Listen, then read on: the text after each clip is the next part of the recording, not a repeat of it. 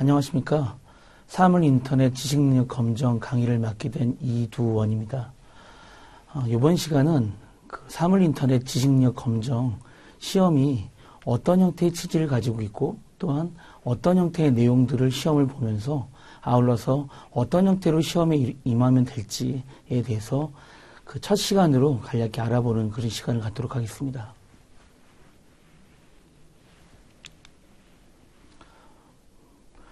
사물 인터넷 지식능력 검정은 올해로 이제 벌써 3년이 계속되고 있는데요.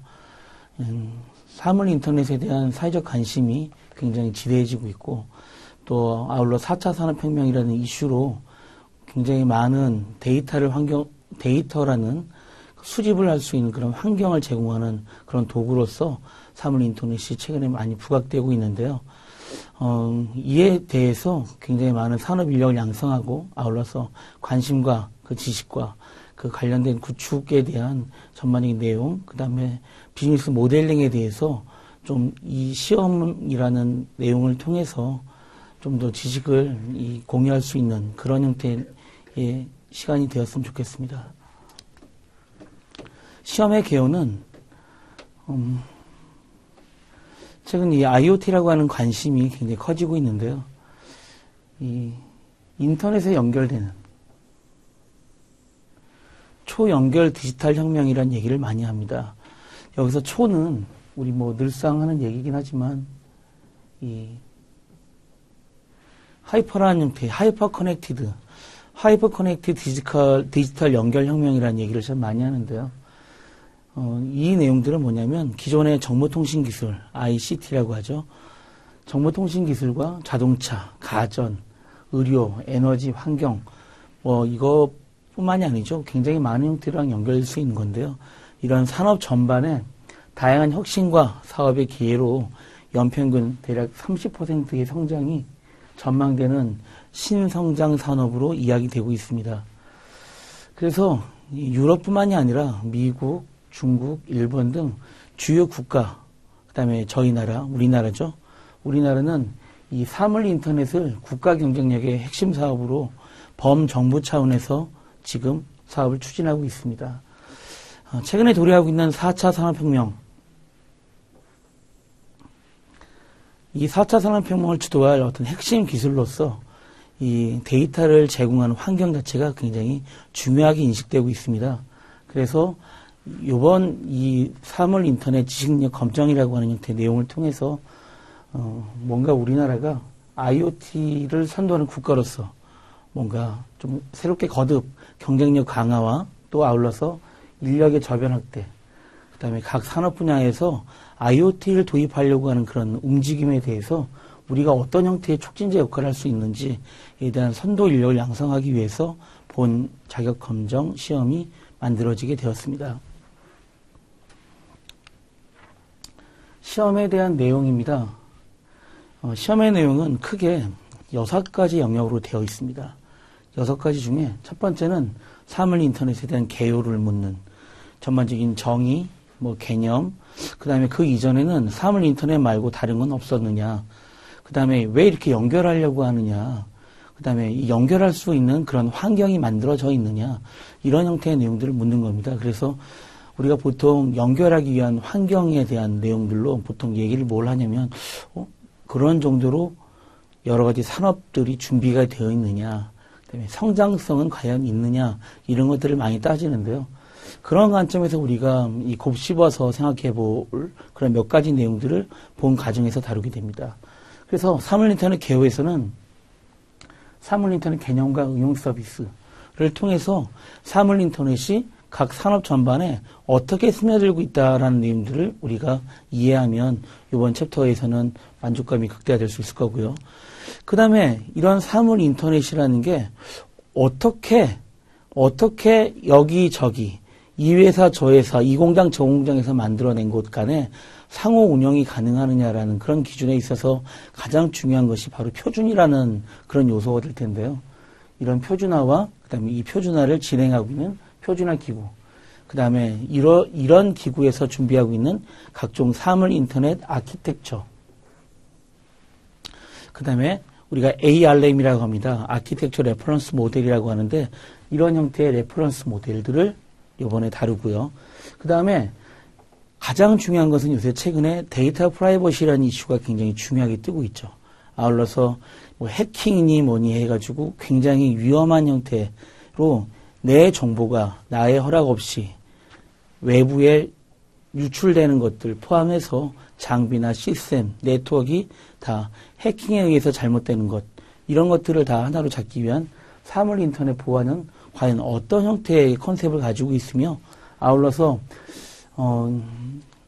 2016년에 한국인터넷진흥원을 통해서 가이드라인이 제시가 됐는데요. 그 가이드라인을 기준으로 해서 보안 가이드라인과 전반적인 해킹에 대한 공격 유형, 그 다음에 대응 방법, 그 다음에 그럼에도 불구하고 생길 수 있는 보안의 문제점을 다루는 걸로 사물 인터넷 개요를 일단 정의를 좀 하겠고요. 2장으로 사물 인터넷 플랫폼이 있습니다. 사물 인터넷 플랫폼 아시죠? 뭡니까? 정거장, 뭐 이런 뜻이죠. 그쵸? 다양한 형태의 내용들을 우리가 오가면서 다양한 형태의 정보들을 주고받고 다양한 서비스람이 있어서 뭐가 가장 중요하냐면 공통에 대한 내용들, 공통의 서비스, 이런 것들에 대해서 어떤 형태로 그것이 제공되느냐 굉장히 의미가 있는 건데요. 그걸 우리는 이 플랫폼이라고 규정을 짓고 있습니다. 그래서 사물 인터넷 플랫폼에 대한 구조와 기술을 다루겠습니다. 그래서 주요 기술로서 우리가 ID, 어떤 식별할 수 있는 기본 기준인데요. 아이덴티피케이션의 약자입니다. 그래서 식별 체계라든가 검색 방법, 그 다음에 각종 붙어있는 장치에 대한 장치 관리, 그 다음에 사물 가상화에 대한 내용과 서비스 컴포지션, 시멘틱과 더불어서 최신의 사례를 살펴보도록 하겠습니다. 그 다음 사물 인터넷 플랫폼의 국내외 사례가 여러 가지가 있습니다. 뭐 애플, 뭐 구글 포함해서 국내에서도 이 사물 인터넷 플랫폼에 해당되는 대응하는 IoT 오픈 플랫폼이라는 것도 있고요. 그 다음에 최근 들어 이동통신사 3사가 같이 제시하고 있는 그런 플랫폼들이 있는데요. 그런 플랫폼들을 2장에서 다뤄보겠습니다. 다음 3장은 어떤 내용이 있냐면 사물 인터넷 네트워크입니다. 네트워크는 과연 이런 사물 인터넷을 간에 사물 인터넷에 있어서의 통신 방법 어떤 게 있겠느냐. 우리가 이거 크게 원거리, 그 다음에 근거리 이 두 가지 컨셉에서 이야기할 수 있겠는데요.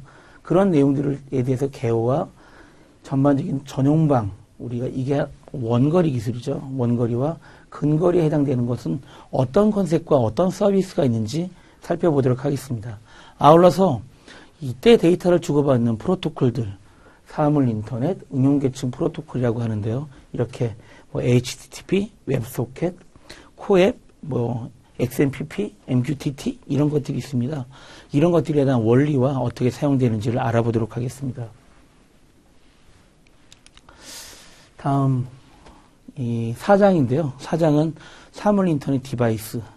우리가 디바이스라고 얘기할 때는 하드웨어 디바이스가 있고요. 하드웨어 디바이스가 있는데 이걸 구성하는 하드웨어 플랫폼과 소프트웨어 플랫폼 크게 두 가지가 있습니다.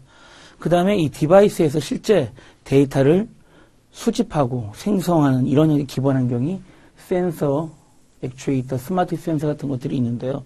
이런 것들에 대한 종류는 어떻게 되는지, 어떤 수임에 의해서 이런 내용들이 이용이 되는지를 한번 살펴보도록 하겠습니다. 소프트웨어 플랫폼은 뭐 예를 들면 OS 같은 것들이죠. 소셜 네트워크에는 소셜 네트워크 플랫폼이라는 게 있죠. 그렇죠? 그래서 뭐 우리가 소셜 네트워크 플랫폼을 쓰는 뭐 페이스북이라든가 뭐 이런 관계된 점들, 뭐 카카오라든가 이런 형태의 기반의 플랫폼이 있는가 하면, 그다음에 OS 같은 경우에는 뭐 리눅스라든가 윈도우 10이라든가 이런 환경들이 있고요.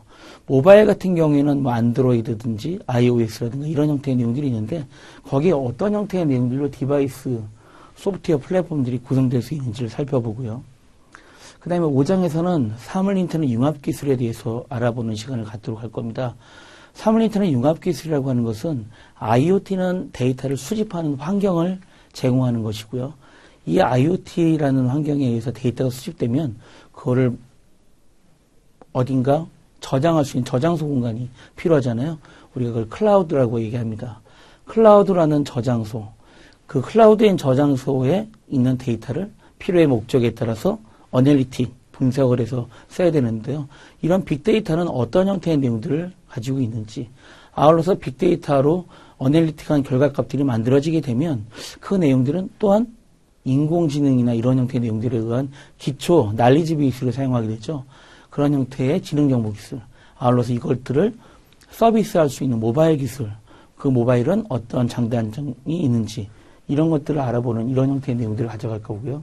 그 다음에 아울러서 마지막 장에서는 사물 인터넷 비즈니스 모델로서 이게 과연 기존에 제조된 그런 디바이스하고는 어떤 형태의 대별된 포인트를 갖고 있는지, 아울러서 이런 형태의 내용들을 꾸준한 수익 모델로 기업체들이 가져가기 위해서 어떠한 비즈니스 모델링이 필요한 것인지, 비즈니스 모델링이라고 한다면 처음에 우리가 생태계라고 어느 학자가 이야기했죠. 에코시스템이라고 하는데요. 그 생태계라고 하는 환경에는 다양한 형태의 밸류체인에 다양한 형태의 사업자들이 이제 참여를 하게 됩니다. 그 참여에 있어서 어떤 형태의 유기적인 관계를 만들어야 되고, 관계를 통해서 얻을 수 있는 것, 내가 취해야 될 것, 이런 것들을 다루는 게 비즈니스 모델링에 해당되는 내용이 되겠습니다. 그래서 크게 이렇게 6가지의 챕터가 이 IoT 지식력 검정이라는 시험 내용에 반영될 내용이 되겠고요. 시험 방법은 보시는 것처럼 객관식 사지선다형입니다. 객관식 사지선다형인데 다 합해서 50문항이 나오고요. 80분 동안 치러지게 됩니다. 50문항이니까 한 문제당 1분씩 계산하는 문제가 따로 있는 건 아니고요. 이거는 이제 지식, 내가 사물 인터넷이라고 하는 이런 형태의 내용을 제대로 알고 있는지, 이 내용들을 반영을 해서 비즈니스 모델링을 할 때 어떤 걸 고려하면 되는 건지, 이런 것들 등을 이제 물어보는 시험이니까요. 합격 기준은 60점 이상입니다. 물론 100점 만점이면 더 좋겠죠. 어쨌든 60점 이상이면 되겠고요. 그 다음에 이 관련된 형태의 관련 정보 제공 홈페이지는 이렇게 한국 사물 인터넷 협회의 시험 홈페이지를 이용하시면 되겠습니다. 여기서 시험을 준비하는 방법에 대해서 간략히 좀 말씀드리고자 합니다. 요 시험은 이 시험 볼 수 있는 자격이 실제적으로 자격 제한이 없습니다.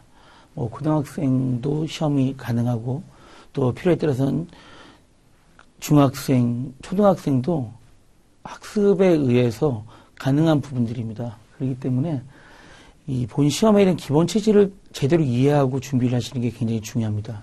첫 번째, 이거는 이제 IoT 도입을 촉진하는 선도 인력 양성. 선도 인력 양성에 그 기본 취지가 있어요. 그래서 시험에 응시 제한이 없다. 요 방금 말씀드렸죠. 그 다음에 또 하나는 사물 인터넷이라는 게 이미 존재하거나 또는 향후에 등장할 수 있는 그런 다양한 기술 간의 융합을 포함하는 그런 형태의 기술입니다. 그래서 그런 통신 기술을 활용해서 다양한 실제 및 가상 사물 간의 어떤 상호 연결, 그 연결을 통해서 어떠한 개선되고 진보된 그런 서비스를 제공할 수 있게 하겠느냐, 이게 사실은 관건이거든요. 그래서 여기에 해당되는 개념, 그 다음에 동작 원리, 디바이스, 네트워크, 플랫폼, 그 다음에 보안을 한다면 어떠한 보안 기준을 우리가 반영을 해야겠느냐라는 내용들에 대한 원리, 그 다음에 향후에 이게 꾸준한 형태의 수익 모델이 될 수 있는 비즈니스 모델링 할 수 있는 그런 기법들, 이런 것들을 익히는 게 굉장히 중요합니다. 그래서 컨셉을 익히는데 굉장히 주안점을 두시고, 특정 업체의 제품이라든지 솔루션, 용어에 너무 얽매여서 거기에 좀 너무 외우고 이렇게 하려고 하는 이런 학습은 좀 지양하셔도 괜찮을 듯 싶습니다.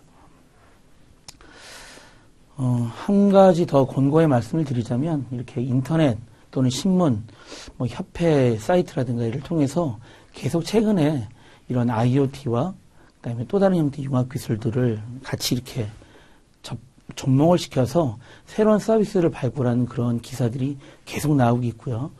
그다음에 아울러서 계속 나오고 있죠. 그다음에 책들도 굉장히 많이 쏟아져 나오고 있는 그런 형태의 상황입니다. 그렇기 때문에 이런 내용들에 좀 관심을 두셔서 스크립도 하고 또 계속 관심 줘서 읽어주시면 본 시험 과정을 준비하는 데 많은 도움이 되실 것이라고 생각합니다.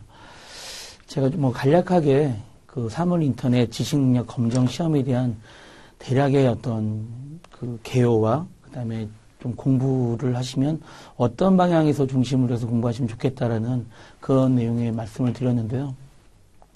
일단 사물 인터넷 생소하기도 하지만 상당히 재미있습니다. 4차 산업혁명이라는 것이 최근에 굉장히 많이 매스컴을 통해서 이야기되고 있는데요. 여기에서 가장 주목할 만한 그런 형태의 기술이 사물 인터넷입니다. 이제 이런 것의 컨셉에 대해서 이런 데이터가 수집이 돼서 데이터가 하는 역할이 뭡니까? 나중에 의사결정을 하게 되는데 굉장히 큰 역할을 하고 있는 게 데이터죠. 더군다나 나중에 사람의 개입 없이 어떤 의사결정에 대한 필요가 느껴진다면 그건 바로 데이터라는 것 때문에 가능한 그런 부분들인데요. 이런 데이터를 수집하는 그 환경, 그거를 사물 인터넷이라고 우리가 이야기하니까요.